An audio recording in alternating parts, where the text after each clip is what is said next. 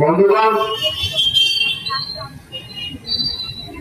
All India democratic students organisation AIDSO Ganjam জিল্লা আনুকূল্ୟରେ ଭାରତବର୍ଷର ଆପୋଷୀନ ଧାରାର ବଳିଷ୍ଠତମ ଅଭିବ୍ୟକ୍ତି ନେତାଜୀ ସୁଭାଷ ଚନ୍ଦ୍ର ବୋଷଙ୍କର ଜୟନ୍ତୀ ଉପଲକ୍ଷେ ଆୟୋଜିତ ଏହି ସଭାର ସଭାପତି ମହୋଦୟ, ମୁଖ୍ୟ ଅତିଥି, ମୋ ସାମ୍ନାରେ ବସିଥିବା ଛାତ୍ରଛାତ୍ରୀ, ଅଭିଭାବକ, ଶିକ୍ଷକ ଏବଂ ନେତାଜୀ ପ୍ରେମୀ ଜନସାଧାରଣ, ବନ୍ଧୁଗଣ,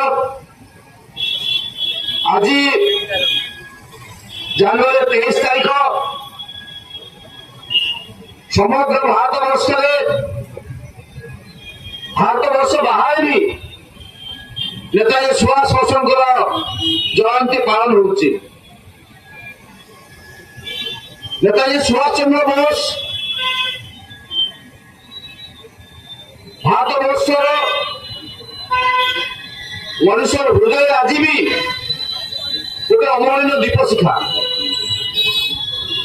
ତାଙ୍କୁ ପୋଛି ଦେବାର ତାଙ୍କ ନାଁ ପାଠ୍ୟ ପୁସ୍ତକରୁ ତାଙ୍କୁ ବାଦ ଦିଆଯାଇଛି।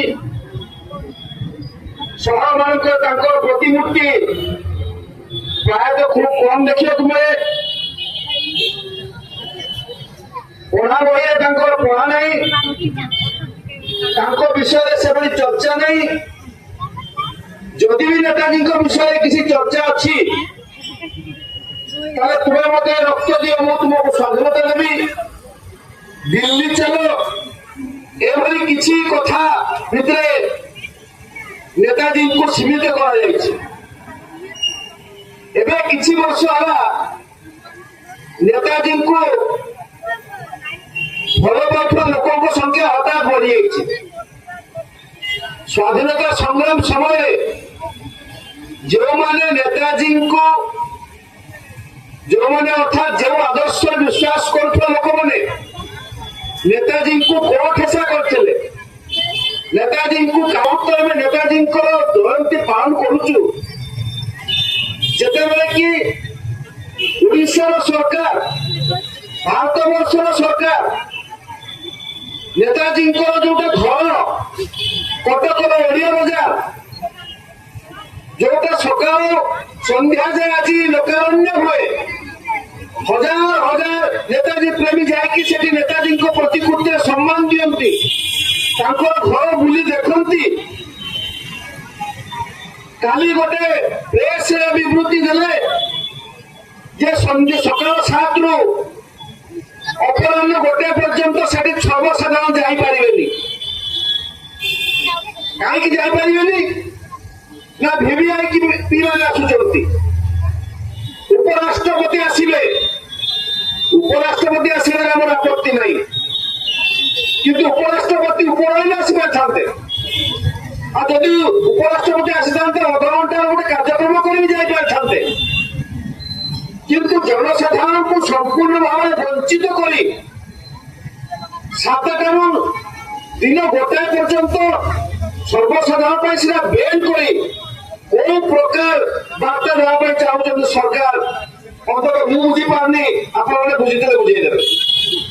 एआईडीएस तरफ यही मंच दृढ़ निंदा करुँ, समग्र ओडिशा समग्र भारतवर्ष दृढ़ निंदा करुँ। जब वीवीआईपी सर्वसाधारण नेताजी दर्शन आज वंचित हेले,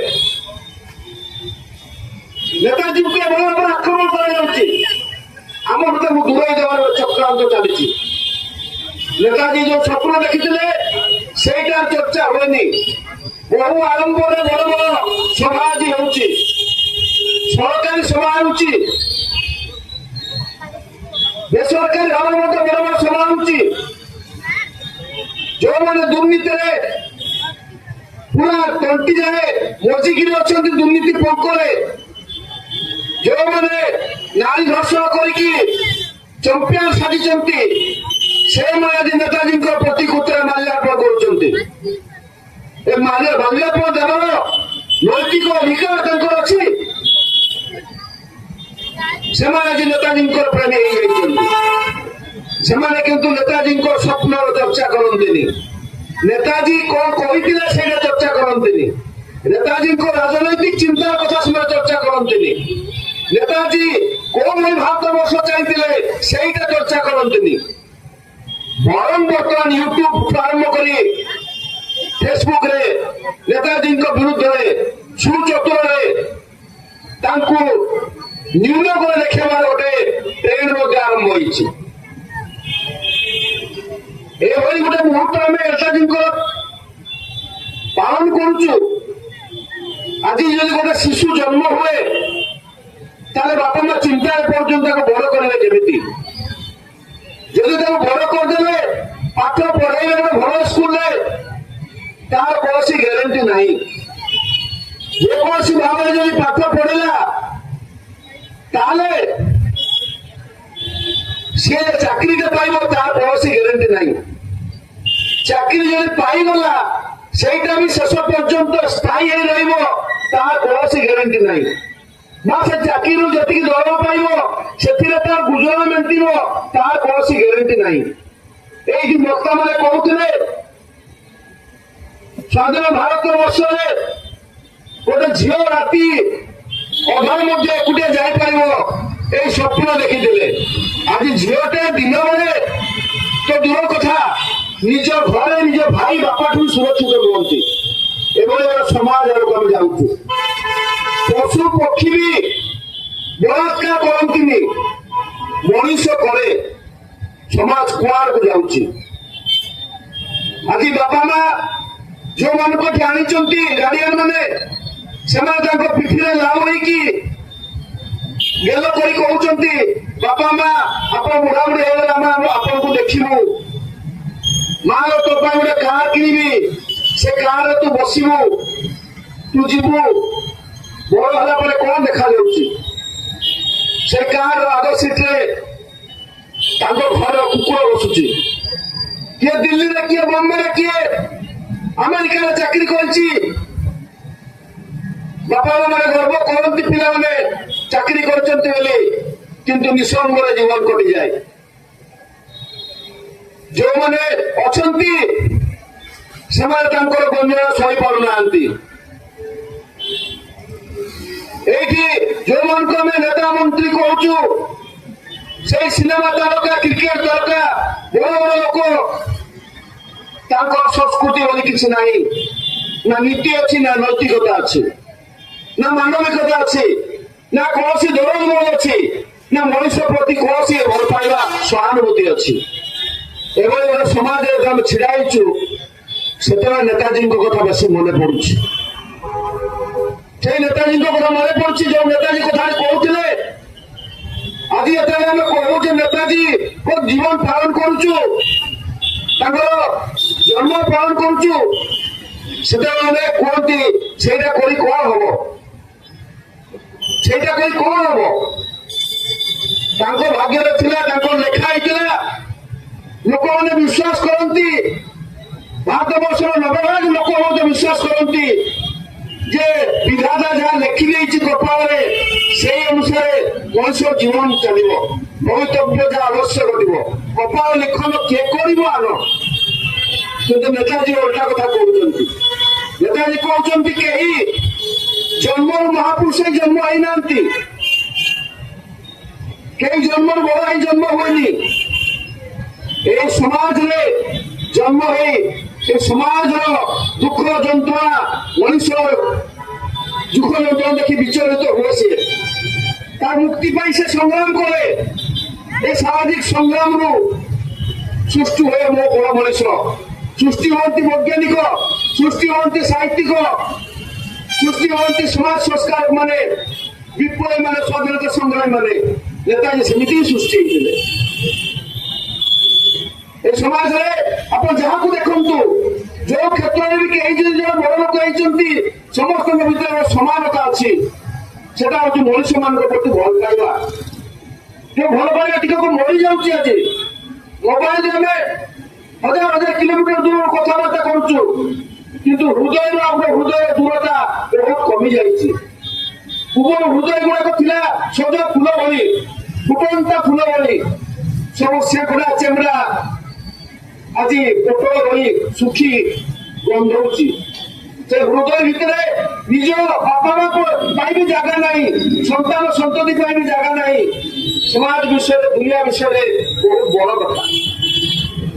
କିନ୍ତୁ ସେଦିନ ଯୋଉମାନେ ବି ମହାପୁରୁଷ ତାଙ୍କ ଜୀବନୀ ପଢନ୍ତୁ, ଏ ସାଧାରଣ ମନୁଷ୍ୟ ପ୍ରତି ତାଙ୍କର ଥିଲା ଅକୃତ୍ରିମ ଭଲ ପାଇବା, ଅନାବିଳ ଭଲ ପାଇବା। ଭଲ ପାଇବା ବିନିମୟରେ କିଛି ଚାହିଁ ନାହାନ୍ତି। ସେଥିପାଇଁ କ୍ୟାରିୟର ଛାଡି ଦେଇଛନ୍ତି, ডিগ্রি ছাড় ଦେଇଛନ୍ତି, ସୁନ୍ଦର ସ୍ତ୍ରୀକୁ ଛାଡି ଦେଇଛନ୍ତି, ପିଲା ଛୁଆକୁ ଛାଡି ଦେଇଛନ୍ତି, ସମାଜର ସବୁ ସୁଖ ସ୍ୱାଚ୍ଛନ୍ଦ୍ୟକୁ ଛାଡି ଦେଇ ଏ ସମାଜର ଉନ୍ନତି ପାଇଁ, ସମାଜର ଅଗ୍ରଗତି ପାଇଁ, ସମାଜର ପରିବର୍ତ୍ତନ ପାଇଁ ପଳେଇ ଯାଇଛନ୍ତି ସେମାନେ। ନେତାଜୀଙ୍କ ବି ସେ ସମାନ ଗୁଣ ଥିଲା। ଯେତେବେଳେ ସେ ସେଇ 4 ମହଲା 2 ମହଲା ଘର ରହୁଥିଲେ, ସେ ନିଜ ଜୀବନରେ ଲେଖିଛନ୍ତି, ମୁଁ ସେ ଯାଉଥିଲି ଦେଖୁଥିଲି ଗୋଟେ ବୁଢୀ ଭିକାରୁଣୀ ସେ ପାଖରେ ରହିଛି, ମୁଁ ନିଜକୁ ଦୋଷୀ ମନେ କରୁଥିଲି। ସେ ଭାରତବର୍ଷର ସନ୍ତାନ ସିଏ ବି, ମୁଁ 2 ମହଲା ଘରେ ରହୁଛି, ଅଥଚ ସିଏ ଏତେ ଦୈନ୍ୟ ଭାବରେ ରହୁଛି। ମୋର 2 ମହଲା ଘରେ ତୁଳି ଏଇ ଯୋଉ ଶଯ୍ୟାରେ ଶୋଇବା ମୋର କୌଣସି ଅଧିକାର ନାହିଁ। ଯେତେ ହୋଇଯାଇଛି ମା ମାନେ ଯାଇଛି ଦୌଡି ଯାଇଛନ୍ତି, ଓଡିଶା କୋଣ ଅନୁକୋଣକୁ ଦୌଡି ଯାଇଛନ୍ତି। ନେତାଜୀଙ୍କର କଲିକତା ଗଲା ପରେ ସେ ଇତିହାସ ସମସ୍ତେ ଜାଣନ୍ତି। କିନ୍ତୁ ଓଡିଶାରେ ଆମେ ଅଛୁ, ଓଡିଶାରେ ନେତାଜୀ ଜନ୍ମ ହେଇଛନ୍ତି, ଓଡିଶାରେ ନେତାଜୀ ସ୍କୁଲ ପାଠ ପଢିଛନ୍ତି। ଯଦି ଫାଉଣ୍ଡେସନ ଟା ନେତାଜୀଙ୍କର ସେତିକି ଦୃଢ ହେଇନଥାନ୍ତା, ତାହେଲେ ଏତେ ବଡ ମଣିଷ ହେଇପାରିଥାନ୍ତେ? ଓଡିଶାରେ ସେ ଗବେଷଣା ଆଜି ବି ସେଭଳି ଆମେ ସମ୍ପୂର୍ଣ୍ଣ ଭାବେ ହେଇପାରିନି। ସେ କଟକର କଲେଜ ସ୍କୁଲ ଆଜି ବି ଅଛି। ଏଇ 21 ତାରିଖ ଦିନ କଟକ ଯାଇକି ଆସିଲୁ। କଟକ ସେ କଲେଜ ସ୍କୁଲ ଆଜି ବି ଅଛି। ସେଇଠି ନେତାଜୀ ପଢିଥିଲେ। 1908 ମସିହା ଅଗଷ୍ଟ 11 ତାରିଖ ଦିନ ଖୁଦିରାମ ବୋଷ ଫାଶୀ ପାଇଥିଲେ। ସେ ଖୁଦିରାମ ବୋଷ ଭାରତ ବର୍ଷରେ ଯେତେବେଳେ ସ୍ୱାଧୀନତା ସଂଗ୍ରାମ ଜୁଆର ଆସୁଛି, ଅନେକ ମନେ କରନ୍ତି ଯେ ଭାରତ ବର୍ଷ ପୂର୍ବରୁ ଗୋଟେ ବିରାଟ ଦେଶ ଥିଲା, କିନ୍ତୁ ଏହା ଭୁଲ କଥା। ବ୍ରିଟିଶ ମାନେ ଆସିବା ପୂର୍ବରୁ ଏଟା ଭାରତ ଗୋଟେ ଦେଶ ହିଁ ନଥିଲା। ଏଠି ବିଭିନ୍ନ ରାଜ୍ୟରେ ବିଭକ୍ତ ଥିଲା, ବିଭିନ୍ନ ରାଜା ମାନେ ଶାସନ କରୁଥିଲେ, ପରସ୍ପର ଭିତରେ ରାଜ୍ୟ ନେଇକି ତାଙ୍କ ଭିତରେ ଗୋଟେ ଯୁଦ୍ଧ ହଉଥିଲା। ଭାରତ ବର୍ଷ ଏଠି କିଛି ନଥିଲା।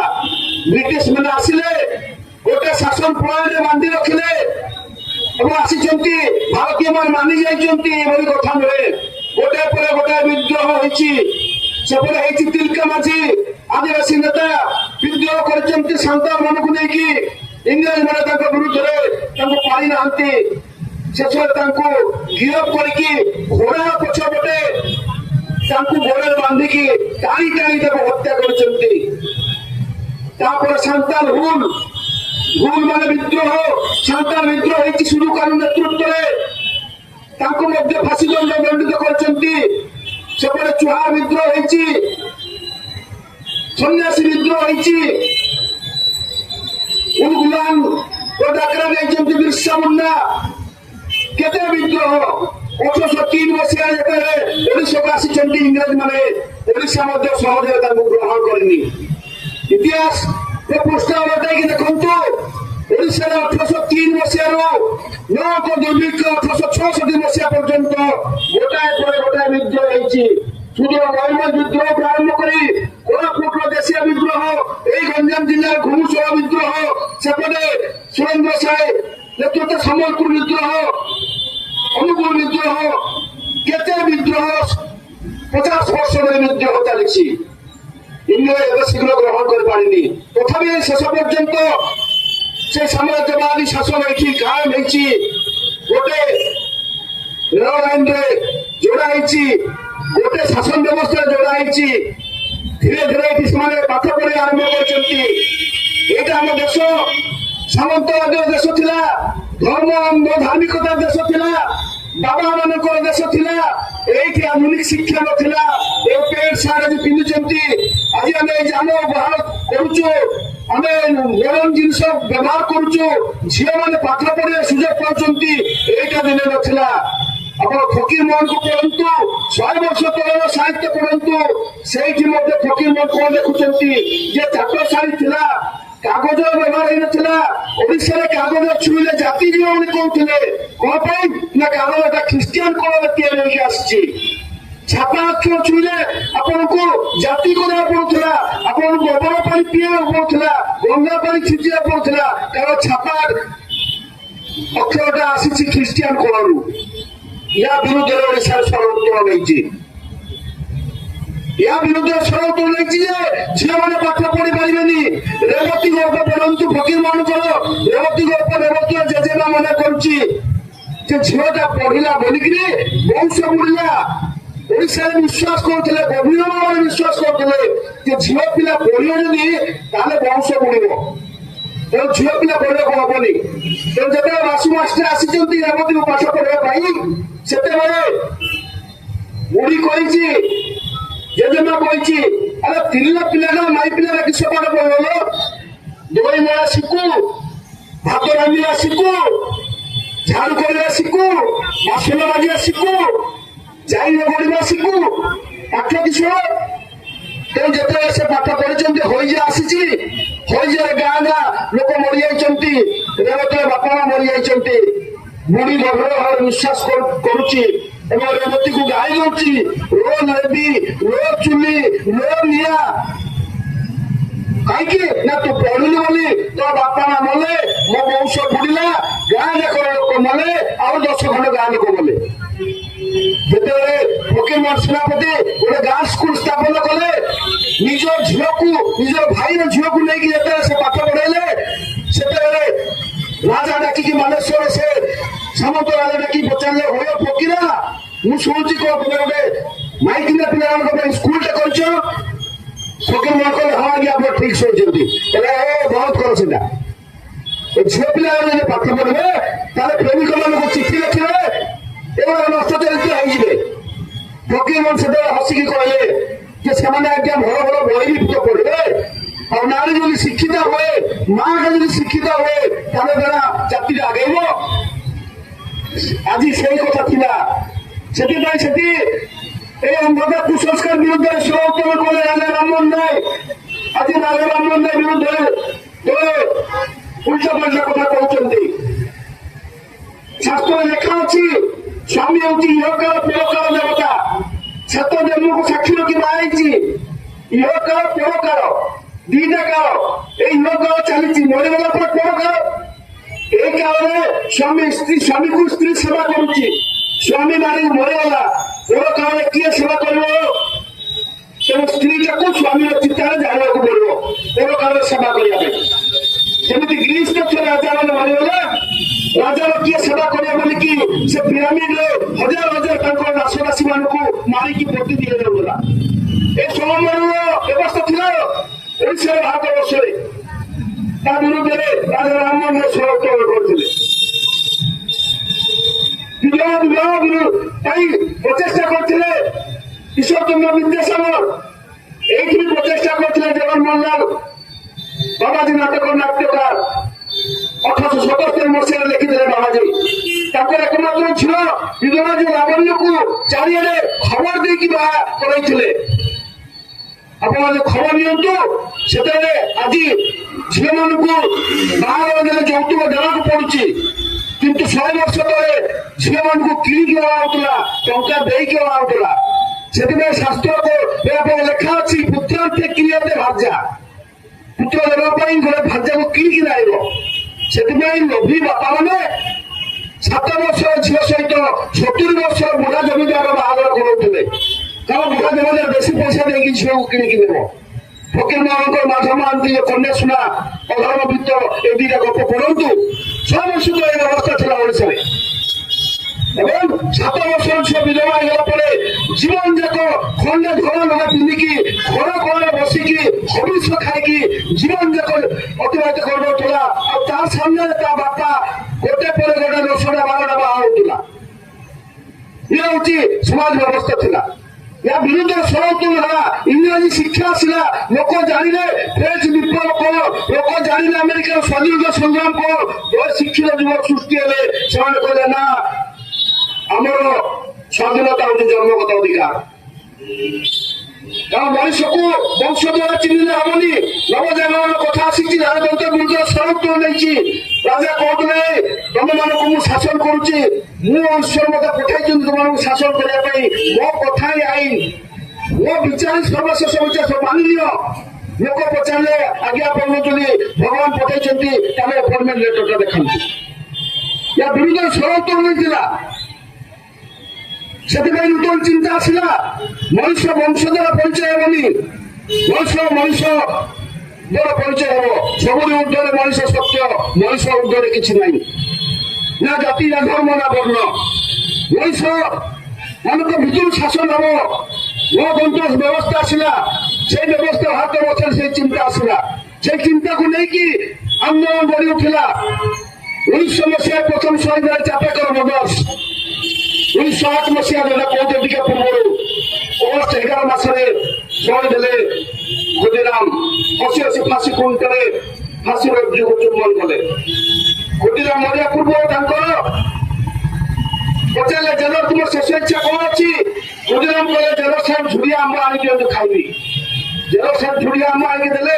କିଛି ସମୟ ପହଞ୍ଚିବାକୁ ଦେଖୁଛନ୍ତି ଝୁଡିଆ ଆମ୍ବ ସେମିତି ଅଛି, ସେ ଖାଇନାହାନ୍ତି। ଖୁଦିରାମ କହିଲେ ଆପଣ ନେଇଯାଆନ୍ତୁ ନା ଝୁଡିଆ ଆମ୍ବ, ଘରେ ଖାଇବେ। ସେ ନେଲା ବେଳକୁ ହଠାତ୍ ଦେଖୁଛନ୍ତି ଆମ୍ବ କଲା ବେଳକୁ ଦେଖି ଆଶ୍ଚର୍ଯ୍ୟ ହେଇଯାଇଛନ୍ତି ଯେ ଆମ୍ବ ଭିତରେ ସବୁ ଯାକ ରସ ଶୋଷି ଆମ୍ବଟାକୁ ଫୁଲେଇକି ଏ ଦିଦି ସେ ରଖିଦେଇଛନ୍ତି। ଜେଲର ଆଶ୍ଚର୍ଯ୍ୟ, କାଲି ସକାଳେ ଯିଏ ଫାଶୀ ପାଇବ ସିଏ ଏପରି ଥଟ୍ଟା କେମିତି କରିପାରିଲା, ଏପରି ଗମତ କେମିତି କରିପାରେ ସିଏ, କାଲି ସିଏ ମରିବ।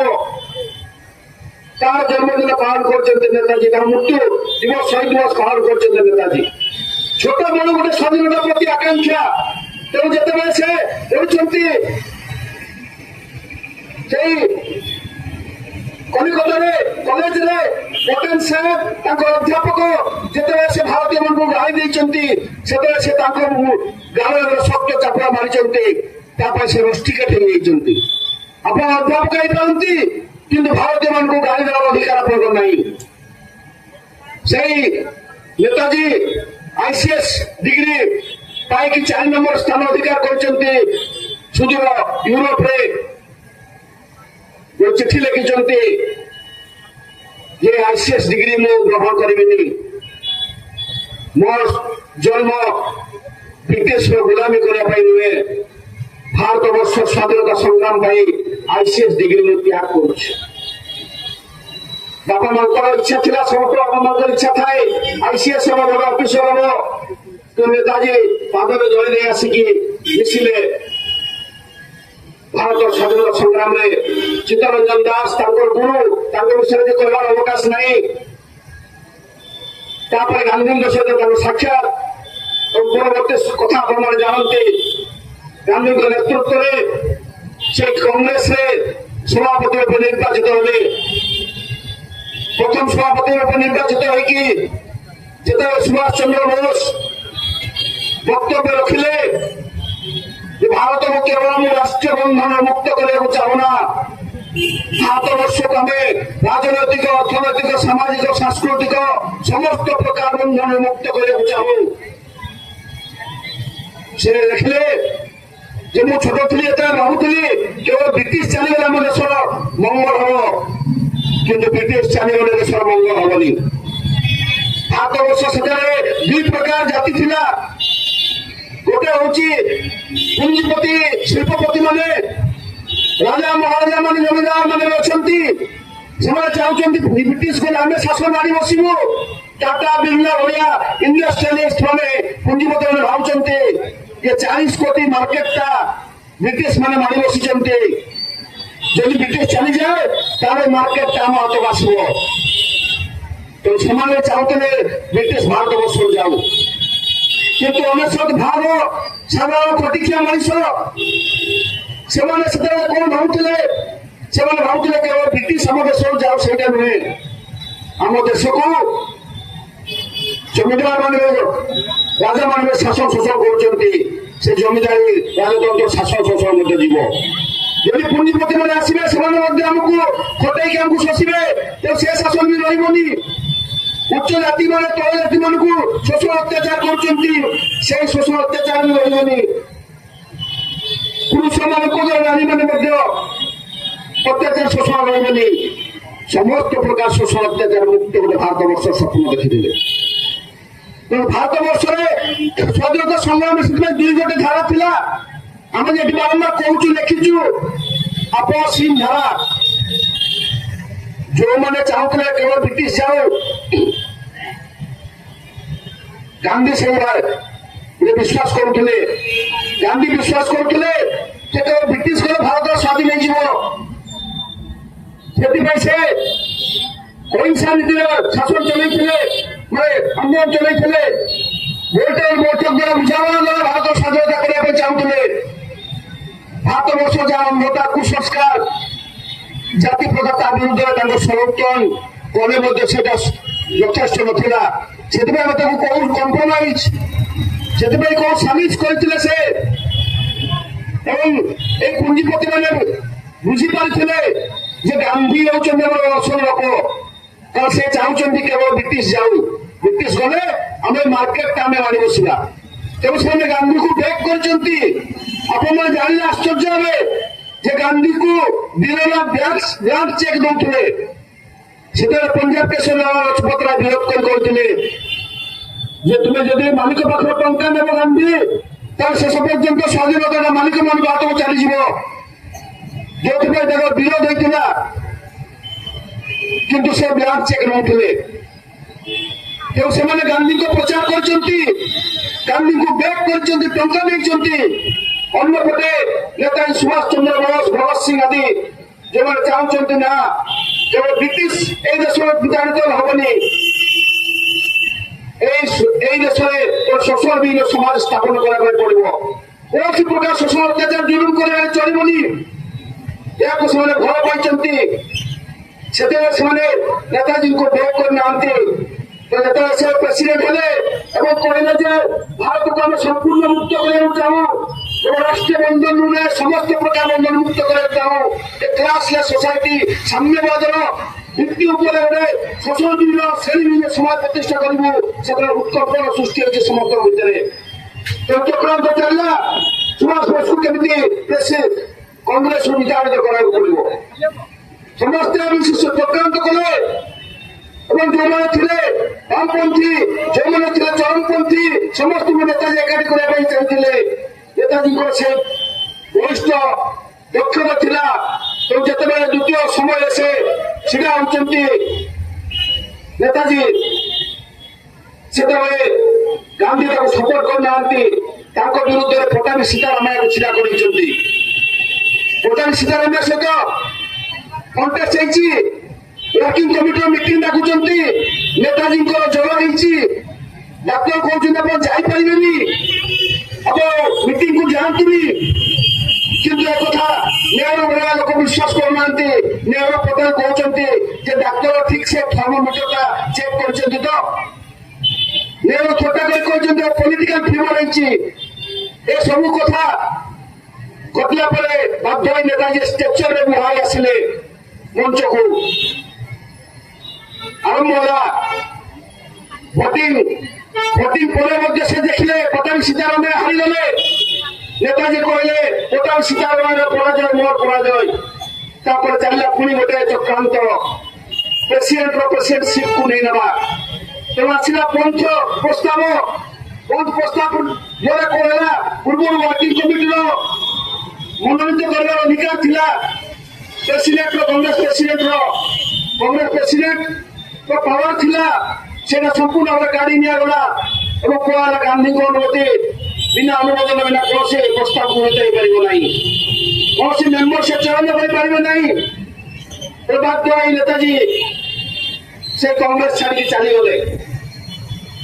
ଅନେକ ମନେ କରନ୍ତି ଗାନ୍ଧୀ ତାଙ୍କ ବିରୁଦ୍ଧରେ ଚକ୍ରାନ୍ତ କରିଛନ୍ତି, ଗାନ୍ଧୀକୁ ଅନେକ ଗାଳି କରନ୍ତି। କିନ୍ତୁ ମନେ ରଖିବେ ଆମେ ଯାହାର ନୀତି ଆଦର୍ଶରେ ନେଇ ଚାଲିଛୁ, ଏ ଯୁଗର ଅନ୍ୟତମ ବିଶିଷ୍ଟ ମହାଶୟ ଦାର୍ଶନିକ କମରେଡ ସିଦ୍ଧାର୍ଥ ଘୋଷ, ସେ କହୁଛନ୍ତି ଗାନ୍ଧୀ ଜଣେ ସ୍ନେହୀ ମା ଭଳିଆ ଥିଲେ।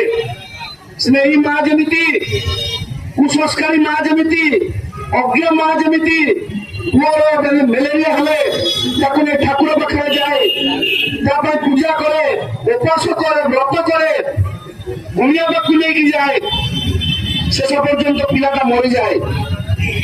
ତା ପାଇଁ ସେ ମାଆକୁ ଆମେ ରାକ୍ଷସ ବୋଲି କହିପାରିବାନି, ସେ ମାଆକୁ ଆମେ ହତ୍ୟାକାରୀ ବୋଲି କହିପାରିବାନି। ସେ କାହିଁକି ଡାକ୍ତରଖାନା ନେଇଥିଲେ ବଞ୍ଚିଥାନ୍ତା, କିନ୍ତୁ ଡାକ୍ତରଖାନା ନେବା ଭଳିଆ ସଚେତନତା ତାର ନାହିଁ। ସେ ମାର ସ୍ନେହଟାକୁ ଆମେ ପ୍ରଶ୍ନ ଉଠେଇ ପାରିବାନି। ଆମେ ଏତିକି କହିପାରିବା ଯେ ସେ ମା ଅଜ୍ଞ। ଗାନ୍ଧୀଙ୍କ ଅବସ୍ଥା ସେଇଆ ଥିଲା। ଗାନ୍ଧୀକୁ ଯେତେବେଳେ ପ୍ରଶ୍ନ ପଚାରିଲେ ରମାରଣା ଯେ ଗାନ୍ଧୀ ତୁମେ ଏଇଟା କଣ କରୁଛ, ଭାରତବର୍ଷରେ ଏଇ ଯେ ଅହିଂସା ନେଇକି ଚଲେଇଛ, ସେତେବେଳେ ସେ କହିଲେ ମୁଁ ଗୋଟେ ଏକ୍ସପେରିମେଣ୍ଟ କରୁଛି, ପରୀକ୍ଷା କରୁଛି। ସେତେବେଳେ ବିଖ୍ୟାତ ସାହିତ୍ୟିକ ଫ୍ରାନ୍ସର ରମାରଣା କହିଲେ ଯେ 40 କୋଟି ଲୋକଙ୍କୁ ନେଇକି ତୁମେ ଏକ୍ସପେରିମେଣ୍ଟ କରୁଛ, ଯଦି ତୁମର ଏକ୍ସପେରିମେଣ୍ଟ ଫେଲିୟର ହୁଏ ଗାନ୍ଧୀ ତାଙ୍କୁ କହିଥିଲେ ତାହେଲେ ମୁଁ ଅସ୍ତ୍ର ଧରିବି। সেই গান্ধী প্রথমে অসহযোগ করে କରିବାକୁ ଆରମ୍ଭ କଲେ ନେତାଜୀଙ୍କ ଉପରେ। ସେପଟେ ଲେଖିଲେ ଚିଠି নোবেল পুরস্কার বিজেতা রবীন্দ্রনাথ ঠাকুর যেমন বিচার করন্তু গান্ধী সুভাষ বোস নিহাতি দরকার, সুভাষ বোস জিতিଛନ୍ତି, সেটা গান্ধী কହୁଛନ୍ତି ମୁଁ କିଛି କରିପାରିବିନି, ୱାର୍କିଂ କମିଟି ଯାହା କରିବ। ବାଧ୍ୟ ହୋଇ ସୁଭାଷ ବୋଷ ହଇବାକୁ ପଡିଛି।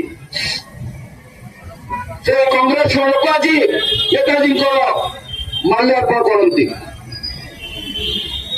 ସେ ଯାଇଥିଲେ आरएसएस पाखु, राष्ट्रीय स्वयंसेवक संघ पाखु नेताजी तापर गले भारत स्वाधीनता संग्राम पाई साहाय्य आनिया गोलवालकर हेडवाल गोलवालकर कहले सेतबेले जे ना ना आमे आरएसएस राष्ट्रीय स्वयंसेवक संघ आमे विश्वास करू ए आंदोलन स्वाधीनता संग्राम आंदोलन में जो दिन मुसलमान माने देश विताड़ित हे से प्रकृत स्वाधीन हम।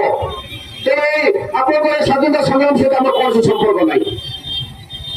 এই সেই রাষ্ট্রীয় স্বয়ংসেবক দল বিজেপি ସେମାନେ ଆଜି ଦେଶର ସାର୍ଟିଫିକେଟ ବାଣ୍ଟୁଛନ୍ତି, ଅତି ହାସ୍ୟାସ୍ପଦ କଥା।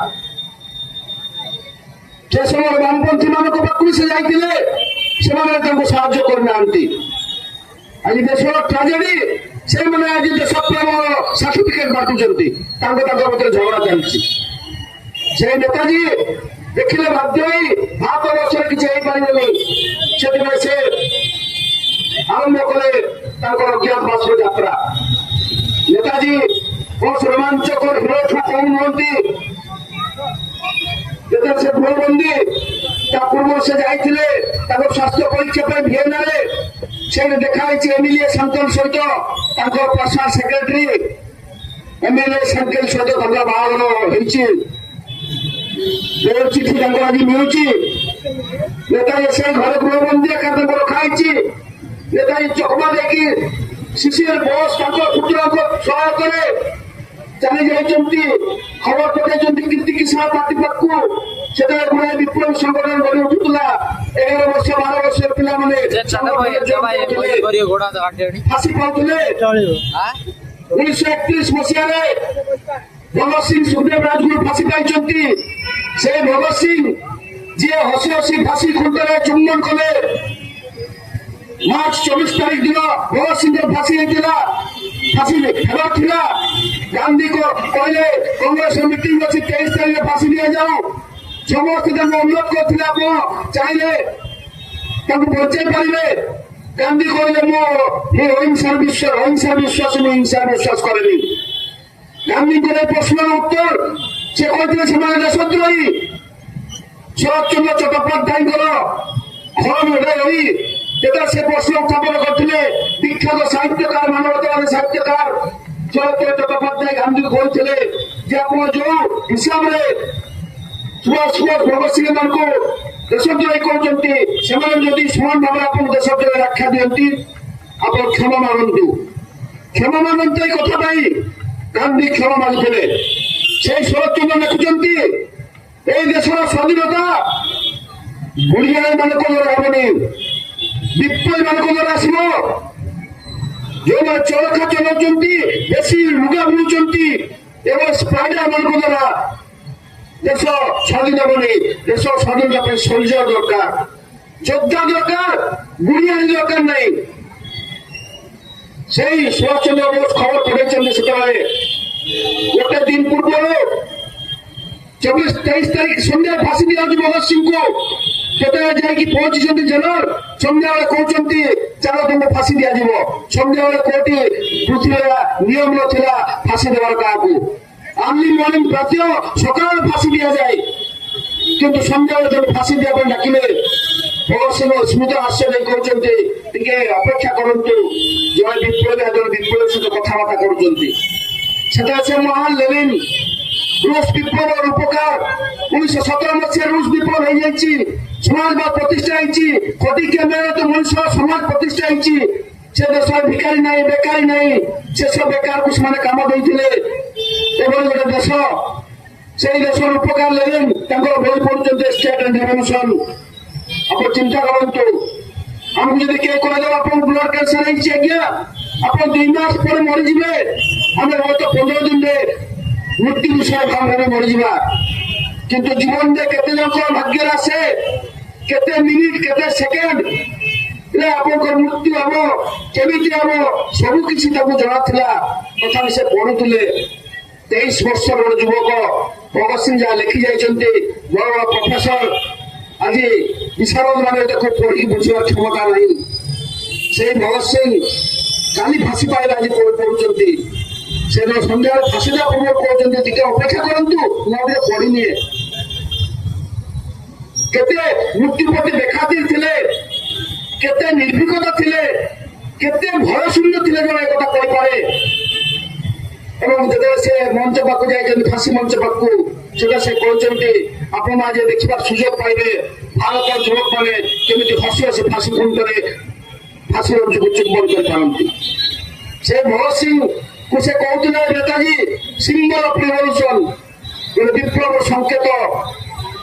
से भगत सिंह हरिका उपवास करते अनशन करते जेल में भल खाद्य आप न खाले केते दिन बंची पारे आम केते दिन बंची पारा हुए तो 5 दिन 10 दिन 63 दिन 63 डेज अनशन करते पूर्व 53 डेज मरीगले जतिन दास को से कांधरे बोई नहीं से भगत सिंह मरीगला जो नौजवान सभा से करते नेतृत्व मत नेताजी देते तो समस्त विप्लवी संगठन सहित जोगाजोग खबर पठाइले कीर्ति किसान पार्टी को कीर्ति किसान पार्टी पठाई भगत सिंह तलवार आसी तलवार लुचिकी नहीं जाइए रास्तार जिते नेताजी जाऊँगी एत धनी हवा पिला आगे चलवा अभ्यास नहीं बरफ भितर पहाड़ चली चली जाऊँगी ब्रह्मदेव से जावाक पड़ो एमन जावाक पड़ो काबू नहीं बहुत फल खसी पड़ी घोड़ा चली पारनी आंटी गंठी रक्त बाहर से भगत राम कहते नेताजी आप जानी पार चलते फेरी जा नेताजी कहते ना जावाक पड़ो भारत सीमा पार हो से पहुंची कहते भगत राम देख केते सुंदर ये दृश्य केते सुंदर ये पृथ्वी से भगत राम आश्चर्य चाहिए दूर दूर पर्यंत बाली और लंडा पहाड़ लंडा गछ छड़ा किसी दिशुनी ए कि सुंदरता नेताजी को देखा नेताजी सीधा कहते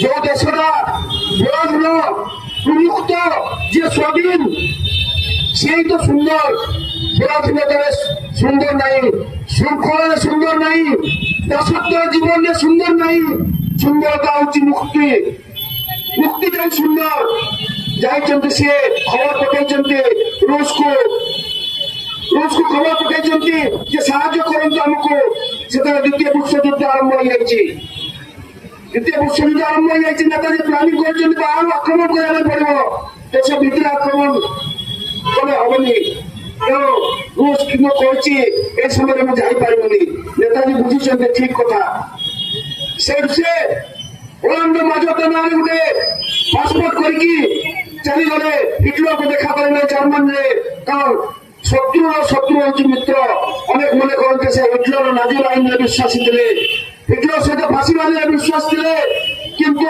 से फांसीवाद को से घृणा करते देखा पड़े कहीं बुझीपारे हिटलर को जाके देखा साक्षात होची हिटलर कहउछन आज्ञा वर्तमान राजनीतिक परिस्थिति ठीक नहीं मु आपन सहायता कर पारिबिनी नेताजी उत्क्षिप्त कि कहउछन्ते जे मोर मुंड एमिति चंदा हो जाइनी गोटे आपन राजनीति सिखांतु नहीं तांको जे ट्रांसलेट करथले हिटलर इंग्लिश बुझि नथले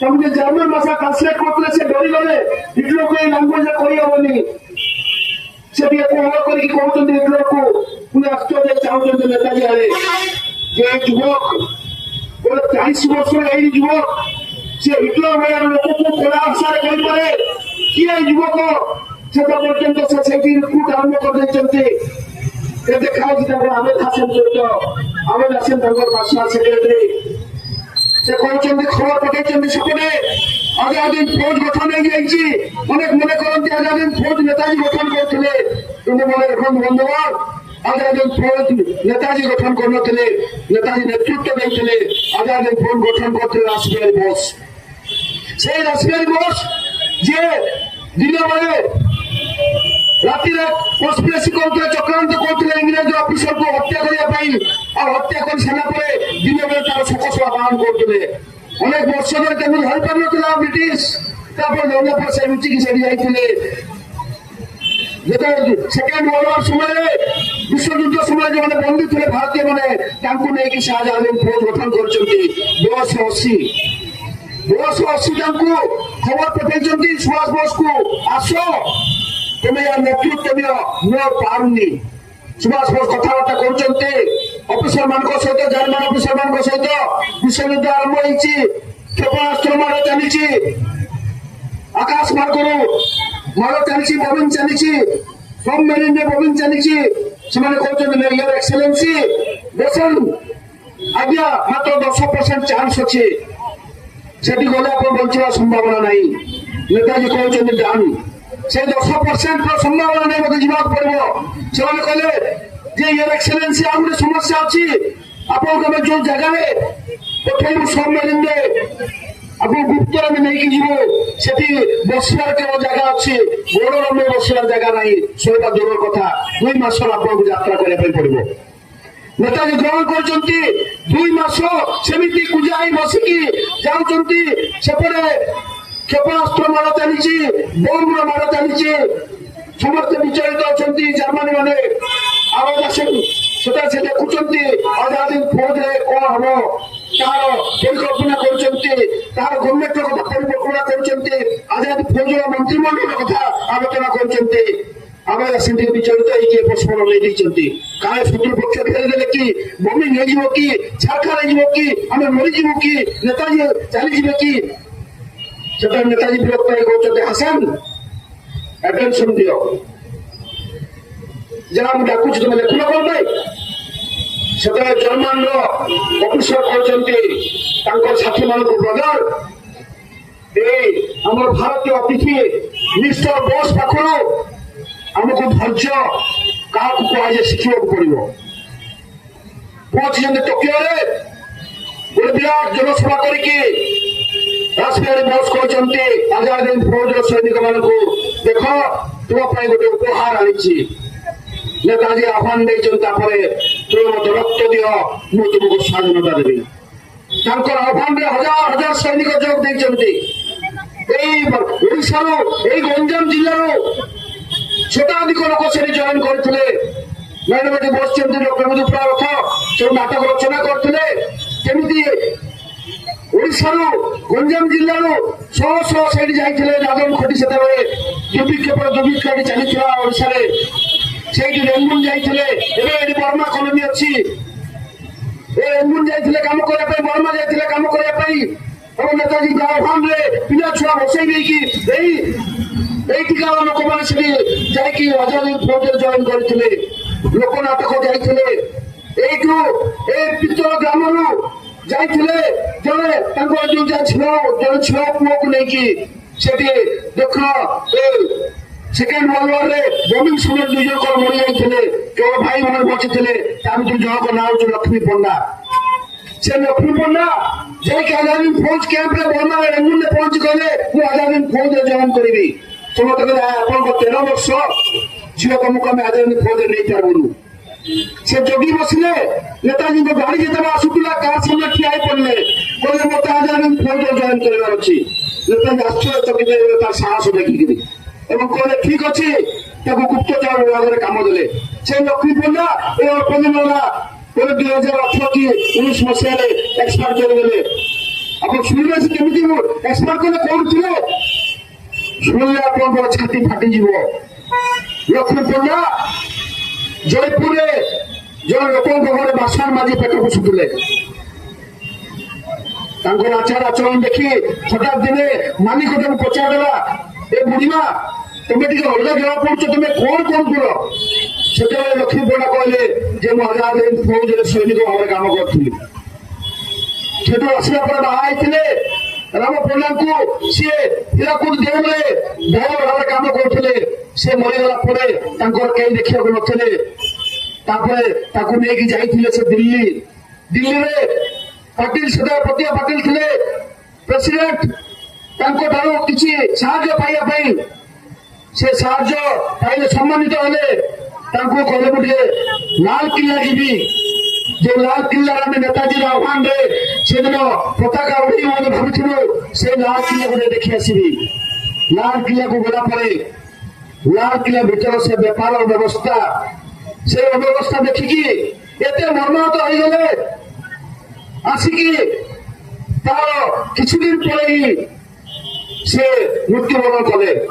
এইটা লালকিল্লা, এইଥିପାଇଁ ଆମେ ସେଦିନ ଜୀବନ ଦେବୁ, ନେତାଜୀଙ୍କ ପାଖକୁ ଆମେ ରକ୍ତରେ ଚିଠି ଲେଖିଥିଲୁ। ସେ ଆଜାଦ ହିନ୍ଦ ଫୌଜରେ ସୈନିକ ମାନେ ଜଏନ କରିଥିଲେ। ନେତାଜୀ ଆଜାଦ ହିନ୍ଦ ଫୌଜରେ ଆଜି ଏତେ ସାମ୍ପ୍ରଦାୟିକତାର କଥା ଚାଲିଛି, ହିନ୍ଦୁ ମୁସଲମାନର କଥା ଚାଲିଛି। ଦେଶ ସ୍ୱାଧୀନ 80 ବର୍ଷ ପାଖାପାଖି ହେଇଗଲାଣି। ଆମେ ଜାତି ପ୍ରଥା ନେଇ ବିଶ୍ୱାସ କରୁଛୁ। এই অল্প দিন তলে ଉତ୍ତରପ୍ରଦେଶରେ ଛୋଟ ପିଲାର ଶୋଷ ଲାଗିଲା, ଜଣେ ଉଚ୍ଚ ଜାତିର ଟିଚରଙ୍କର ପାଣି ବୋତଲରୁ ପାଣି ଟିକେ ପିଇଦେଲା ବୋଲି ଟିଚର ତାକୁ ପିଟି ପିଟି ମାରିଦେଲେ। ଏଇଠି ବଲାଙ୍ଗୀରରେ ତଳ ଜାତିର ପିଲାଟା ଉଚ୍ଚ ଜାତିର ଘାଟରେ ଗାଧେଇଦେଲା ବୋଲିକି ତାକୁ ପିଟି ପିଟି ମାରିଦେଲେ। ପାଣିରେ ବି ଜାତି ହେଇଗଲା। ଗୋ ହତ୍ୟା କାଲି କହିକି ଆଜି ଚାଲିଛି যেমন হিন্দু মুসলিমের দঙ্গা চালিছি। নেতাজী সেদিন কଣ କରୁଥିଲେ? নেতাজীଙ୍କ ସେଇ ଆଜାଦ ହିନ୍ଦ ଫୌଜରେ ଆଗଧାରୀ ଅଫିସର ଥିଲେ ସେଓଲାଜ ଖାଁ ହଉଛନ୍ତି ମୁସଲମାନ। ସେଠି ଡିଓ ଥିଲେ ଲକ୍ଷ୍ମୀ ସେହଗଲ, ଶିଖ ଦଳିତ ମାନେ ଥିଲେ। ସେଥିପାଇଁ ଆପଣମାନେ ଦେଖିବେ ଗାନ୍ଧୀଙ୍କର ରାସ୍ତାରେ ଯୋଉଠି ଆନ୍ଦୋଳନ ହେଇଛି, ଗାନ୍ଧୀ ତ ନିଜେ ହିନ୍ଦୁ ମୁସଲମାନ ଭେଦ କଥା କହିନାହାନ୍ତି। ତଳ ଜାତି ମାନଙ୍କୁ ସେ ହରିଜନ ଆଦିବାସୀ ବୋଲି ସମ୍ମାନ ଦେଇଛନ୍ତି। କିନ୍ତୁ କଂଗ୍ରେସ ଭିତରେ ପରସ୍ପର ଭିତରେ ଏକତା ନଥିଲା। ସାଙ୍ଗେ ଆମେ ଲଢେଇ କରିବା, ଲାଠି ଖାଇବା, କିନ୍ତୁ ଖବରଦାର ତମ ଝିଅ ମୋ ପୁଅକୁ ବାହା ପାରିବନି, କାରଣ ତୁମ ଅଲଗା ଜାତି ଆମର ଅଲଗା ଜାତି, ଏ ବିଶ୍ୱାସ ମଧ୍ୟ କଂଗ୍ରେସ କରୁଥିଲା। এই କମ୍ପ୍ରମାଇଜ କରିଛି। କିନ୍ତୁ ନେତାଜୀ ସୁଭାଷ ଚନ୍ଦ୍ର ବୋଷ ତାଙ୍କ ଇଏରେ କଣ ସେ କହିଛନ୍ତି ଆଜାଦ ହିନ୍ଦ ଫୌଜରେ ଯେତେବେଳେ ପରସ୍ପର ସୈନ୍ୟକୁ ଦେଖା କରୁଥିଲେ, ସେମାନେ ଆଜାଦ ନମସ୍ତେ ସତ ଶ୍ରୀ ଆକାଳ କହୁନଥିଲେ, ସେମାନେ କହୁଥିଲେ ଜୟ ହିନ୍ଦ। ଆଉ ଜୟ ହିନ୍ଦ ଭିତରେ କୌଣସି ଧର୍ମ ନାହିଁ। ଯେତେବେଳେ ନେତାଜୀ ପାଖକୁ କମ୍ପ୍ଲେନ କଲେ ସୈନ୍ୟମାନେ ଯେ ଆଜ୍ଞା ଛେଳି ମାଂସ ଆମେ ଖାଇବୁ, ଠିକ କଥା, କିନ୍ତୁ ଛେଳିଟା ଉପରପଟୁ କଟା ହେଲେ ମୁସଲମାନ ମାନେ କହିଲେ ଆମେ ଖାଇବୁନୁ। ଆଉ ମୁସଲମାନ ଧର୍ମରେ ଛେଳିଟାକୁ ତଳପଟୁ କଟା ହୁଏ, ଜବେ କରା ହୁଏ। ହିନ୍ଦୁ ମାନେ କହିଲେ ତଳପଟୁ କାଟିଲେ ଆମେ ଖାଇବୁନୁ। ଆମର ହିନ୍ଦୁ ରୀତିରେ ଉପରପଟୁ ଠିକ କାଟିବାକୁ ପଡିବ ଛେଳିଟାକୁ। ନେତାଜୀ ଦିଟା ଛେଳି ଆଣି 2 ପ୍ରକାର କାଟିକି ମାଂସ ମିଶେଇ ଦେଇ କହିଲେ ଯିଏ ଯାର ମାଂସ ନେଇଯାଉ। ସମସ୍ତେ ଲଜ୍ଜିତ ହେଇ ଚୁପ ରହିଲେ। ଭାରତର ସ୍ୱାଧୀନତା ସଂଗ୍ରାମ ପାଇଁ ତମ ଜୀବନର ସବୁ କିଛି ସାକ୍ରିଫାଇସ କରିବା ପାଇଁ ଆସିଛ, ଜୀବନକୁ ମଧ୍ୟ ତ୍ୟାଗ କରିବା ପାଇଁ ଆସିଛ, କିନ୍ତୁ ଗୋଟେ କୁସଂସ୍କାର ସାମାନ୍ୟ ଧର୍ମୀୟ ଅଙ୍ଗତାକୁ ତୁମେ ତ୍ୟାଗ କରିପାରିନ। ତୁମ ଦ୍ୱାରା ଯାହା ହବ ଭାରତର ସ୍ୱାଧୀନତା ସଂଗ୍ରାମ ତୁମ ଦ୍ୱାରା ହେଇପାରିବନି। সেই গান্ধীজি যেତେବେଳେ ঠান্ডা ସମୟ କରୁଥିଲେ, ଆପଣମାନେ ଜାଣିଛନ୍ତି ଏଠି ଭଉଣୀମାନେ ଅଛନ୍ତି, ମାମାନେ ଅଛନ୍ତି। ଗୋଟେ ନାରୀ ପାଇଁ ଅଳଙ୍କାର କେତେ ପ୍ରିୟ ଆପଣମାନେ ଜାଣନ୍ତି। ଗାନ୍ଧୀଙ୍କୁ ଗୋଟେ ପଟେ ବସେଇକି ଆଉ ଗୋଟେ ପଟେ ଗାନ୍ଧୀଙ୍କ ଓଜନର ଅଳଙ୍କାର ସେଦିନ ଝିଅମାନେ ଦେଇଥିଲେ। ଜଣେ ବୁଢୀମା ଷ୍ଟେଜ ପାଖକୁ ଆସିକି ନେତାଜୀଙ୍କୁ କିଛି ପଇସା ଦେଇ କହିଲେ, ବାପାରେ ମୋ ପାଖରେ ଯାହା ସମ୍ପତ୍ତି ଥିଲା ସବୁ ବିକି ଦେଇଛି ରେ ବାପା, ଯେତିକି ପଇସା ହେଇଥିଲା ସବୁ ଦେଉଛି ନେ, ଭାରତ ସ୍ୱାଧୀନତା ସଂଗ୍ରାମ ପାଇଁ ଲଗେଇଲେ। ନେତାଜୀ ଆଖି ଛଅ ଛଅ ତାକୁ କହୁଛନ୍ତି, ମାଲୋ ସବୁ ତ ଦେଇଦେଲୁ, ତୁ ତୋର ଯୋଉ ମୂଲ୍ୟବାନ ସମ୍ପତ୍ତିଟା କାହିଁକି ରଖିଛୁ ସେଇଟା ଦଉନୁ ଯେ। ବୁଢୀ କହିଲେ, କିଛି ମୁଁ ରଖିନି ବାପା, ସବୁ ବିକି ଦେଇଛି, ସବୁ ଦେଇଦେଲି ତତେ। ସେତେବେଳେ ବୁଢୀ ପାଖରେ ବସିଥିବା ତାଙ୍କର ଏକମାତ୍ର ପୁଅକୁ ସେ ହାତ ଦେଖେଇ କହିଲେ, ଏଇ ତ ଗୋଟେ ମାତ୍ର ପୁଅକୁ ଦେଇଲେ ସ୍ୱାଧୀନତା ସଂଗ୍ରାମ ପାଇଁ, ଏଇ ସମ୍ପତ୍ତିକୁ କାହିଁକି ରଖିଛୁ। ବୁଢୀ ନିଜ ପୁଅକୁ ହାତରେ ଟେକି ଦେଇଥିଲେ। ଗୋଟେ ଗୋଟେ ମାଳ ତାଙ୍କର ଲକ୍ଷ ଲକ୍ଷ ଟଙ୍କାର ନିଲାମ ହଉଥିଲା। ତ ନିଲାମ ମାଳ ନେବା ପାଇଁ ନେତାଜୀଙ୍କର ଲାଇନ ଲାଗୁଥିଲା। ସେ ହିଷ୍ଟ୍ରି ପଢିଲେ ଆପଣ ପାଇଲେ କେତେ କେତେ ଲକ୍ଷ ଟଙ୍କାର ମାଳ ନିଲାମ ହେଇଛି। ଚେଟିଆ ସମ୍ପ୍ରଦାୟରେ ଗୋଟେ ଖବର ପଠାଇଲେ ନେତାଜୀଙ୍କୁ, ନେତାଜୀ ଆସନ୍ତୁ, ଆପଣ ତମେ କିଛି ସାହାଯ୍ୟ କରିବୁ, କିନ୍ତୁ ଆପଣ ଏକୁଟିଆ ଆସିବେ ମନ୍ତ୍ରିମଣ୍ଡଳକୁ, ମାନେ ମନ୍ଦିରକୁ, ମନ୍ତ୍ରିମଣ୍ଡଳକୁ ନେଇ ସାଙ୍ଗେ ଆସିବେନି। ନେତାଜୀ ବୁଝିପାରିଲେ ମନ୍ତ୍ରିମଣ୍ଡଳରେ ଶ୍ରାବଣାଜ ଖାଁ ଅଛନ୍ତି, ଆଉ ଦଳିତ ମାନେ ଅଛନ୍ତି, ମନ୍ଦିର ବୋଲେ ଅପବିତ୍ର ହେଇଯିବ। ସେଥିପାଇଁ ଚେଟିଆ ସମ୍ପ୍ରଦାୟ ଗୋଟେ ହିନ୍ଦୁ ସମ୍ପ୍ରଦାୟ ସିଏ ପଇସା ଦେବା ପାଇଁ ଚାହୁଁଛି, କିନ୍ତୁ ନେତାଜୀଙ୍କୁ ସେଥିପାଇଁ ଏକୁଟିଆ ଡାକୁଛି। ନେତାଜୀ କହିଲେ, ଯଦି ଯିବୁ ମନ୍ତ୍ରିମଣ୍ଡଳ ସମସ୍ତେ ଯିବେ, ନହେଲେ ଏ ସାହାଯ୍ୟ ଆମେ ଗ୍ରହଣ କରିପାରିବୁନି। ଆପଣ ସାହାଯ୍ୟ ଦେବା ଦରକାର ନାହିଁ ଆମର। ଏଭଳି ଭାବରେ ସେ ମଣିଷର ଐକ୍ୟ ନେଇ କଥା କହିଥିଲେ। ତେଣୁ ନେତାଜୀ କହୁଛନ୍ତି, ଯେଉଁମାନେ ଏଠି ହିନ୍ଦୁ ମାନଙ୍କ ସଂଖ୍ୟା ବେଶୀ ଅଛି, ମାନେ ଯେଉଁମାନେ ଏଟା ହିନ୍ଦୁ ଦେଶ ବୋଲିକି ଆଉ କୁହନ୍ତି, ସେମାନେ ମିଛ କଥା କୁହନ୍ତି, ମିଥ୍ୟା କଥା କୁହନ୍ତି। এই মৌলবাদী সংগঠন মানে, হিন্দুবাদী সংগঠন মানে বা মুসলিম লীগের সংগঠনের লোকମାନେ, হিন্দু মহাসভার লোকମାନେ এମାନେ কেହି ବି অর্থনৈতিক সমস্যার সমাধান କରିପାରିବେ কি, কৃষক সমস্যার সমাধান କରିପାରିବେ কি, নারীর সমস্যার সমাধান କରିପାରିବେ কি, শ্রমিক সমস্যার সমাধান କରିପାରିବେ কি। জাতি ধর্ম বর্ণ নির্বিশেষে সমস্তଙ୍କର অবস্থা সমান। জয় ধনী, জয় মুসলমান, শোষক ହେଲେ ମଧ୍ୟ ସେ ଶୋଷିବା ତା ଧର୍ମ। ହିନ୍ଦୁ ଶୋଷକ ହେଲେ ବି ସେ ହିନ୍ଦୁ ମାନଙ୍କୁ ଶୋଷିବା ତା ଧର୍ମ। ଶୋଷକର ଶାସକର କୌଣସି ଧର୍ମ ନଥାଏ। ଗାନ୍ଧୀ ନେତାଜୀଙ୍କର ବକ୍ତବ୍ୟ। ତେଣୁ ବନ୍ଧୁ, ସେଇ ନେତାଜୀ ଯେତେବେଳେ ଆଜିର ଦିନ ଫୌଜ ଆଗେଇ ଚାଲୁଛନ୍ତି, ଖବର ଆସିଛି ହିରୋସୀମା ନାଗାସାକିରେ ବମ୍ ପଡିଯାଇଛି। ଖବର ପଠାଉଛନ୍ତି ସମସ୍ତଙ୍କୁ ଯେ ପଛକୁ ବ୍ରେକ୍ କର। ସୈନ୍ୟମାନେ କହୁଛନ୍ତି ଆମେ ପଛକୁ ଫେରି ପାରିବୁନୁ। ବାଧ୍ୟ ହୋଇ ଯେତେବେଳେ ସେ କହିଛନ୍ତି ପଛକୁ ଫେର, ସମସ୍ତେ ପଛକୁ ଫେରିଛନ୍ତି। ଯୋଉମାନେ ଫେରି ପାରିନାହାନ୍ତି ଗୁଳି ଲାଗିଛି, ବୁଲେଟ ଲାଗିଛି। ସେ ବୁଲେଟରେ ବାଜିକି କ୍ଷତ ସ୍ଥାନରୁ ଚିକିତ୍ସା ହେଇପାରିନି, କ୍ଷତ ଜାଗାରେ ପୋକ ହେଇଯାଇଛି। ପୋକ ଛାଲୁବାଲୁ ଦେହ ଯାକ। ସେମାନେ କହିଛନ୍ତି ଆମେ ଯାଇପାରୁନୁ, କିନ୍ତୁ ନେତାଜୀଙ୍କୁ କହିଦେବ ଶେଷ ପର୍ଯ୍ୟନ୍ତ ଆମେ ତାଙ୍କର ଆହ୍ୱାନ ରକ୍ଷା କରିଛୁ, ପଛଘୁଞ୍ଚା ଦେଇନୁ। ନେତାଜୀ ଆହ୍ୱାନ ଦେଇଥିଲେ ଯେ ତୁମେ ମତେ ରକ୍ତ ଦିଅ, ମୁଁ ତୁମକୁ ସ୍ୱାଧୀନତା ଦେବି। ତୁମକୁ କ୍ଷୁଧା, ତୃଷ୍ଣା, ଅନାହାର, ଭୋକ, ଶୋଷ ଆଉ ଶେଷରେ ଗୋଟେ ମରଣ ଛଡା କିଛି ଦେଇପାରିବିନି। ସେଇ ନେତାଜୀ ଆଜି ମନେ ପଡନ୍ତି। ସେ ଚାହିଁଥିଲେ ଏ ଭାରତକୁ ଶୋଷଣରୁ ମୁକ୍ତ କରିବା ପାଇଁ, ନାରୀମାନଙ୍କୁ ସଶକ୍ତି କରିବା ପାଇଁ ଚାହିଁଥିଲେ। ଏଠି ବକ୍ତାମାନେ କହିଛନ୍ତି ଝାନ୍ସୀରାଣୀ ରେଜିମେଣ୍ଟ ସେ ସେଥିପାଇଁ ଗଠନ କରିଥିଲେ। ଅନେକ କୁହନ୍ତି ଗାନ୍ଧୀଙ୍କ ସହିତ ଆମ ବିରୋଧ ଥିଲା, କିନ୍ତୁ ସେ ଯୋଉ ବାହିନୀ ଗଠନ କରିଥିଲେ ସେ ରେଜିମେଣ୍ଟର ନାଁ ଦେଇଥିଲେ ଗାନ୍ଧୀ ରେଜିମେଣ୍ଟ, ନେହେରୁ ରେଜିମେଣ୍ଟ। ସେଇ ନେତାଜୀ ଆଜି ମନେ ପଡୁଛନ୍ତି ଯେତେବେଳେ ସାମ୍ପ୍ରଦାୟିକତାର ଦଙ୍ଗା ଚାଲିଛି। ସେ ନେତାଜୀଙ୍କ ଓଡିଆ ବଜାର ଯାଆନ୍ତୁ, ଚାରିଆଡେ ମୁସଲିମ ବସ୍ତି, ମଝିରେ ନେତାଜୀ କୌଣସି ଦିନ ଜାତି ଧର୍ମ ନେଇ କଥା କହିନାହାନ୍ତି। ଯିଏ ଓଡିଆ ଲୋକ ଜଣେ ଦେଖାଯାଉଥିଲା ଅତି ସମ୍ମାନରେ କୁଣ୍ଡେଇ ପକଉଥିଲେ, କଟକର କଥା କହୁଥିଲେ, ଓଡିଆ କଥା କହୁଥିଲେ। ସେ ନେତାଜୀଙ୍କ ସ୍ୱପ୍ନ ଆଜି ପୂରଣ ହେଲାନି। ଏ ଭାରତ ଆଜି ଶ୍ରେଣୀହୀନ ସମାଜ ହେଇନି, ରାଜନୈତିକ, ଅର୍ଥନୈତିକ, ସାମାଜିକ, ସାଂସ୍କୃତିକ ଶୋଷଣରୁ ମୁକ୍ତ ହେଇନି। ଚାରିଆଡେ ମଦ ବନ୍ୟା ଚାଲିଛି, ଅଶ୍ଳୀଳତା ନଗ୍ନତାର ବନ୍ୟା ଚାଲିଛି।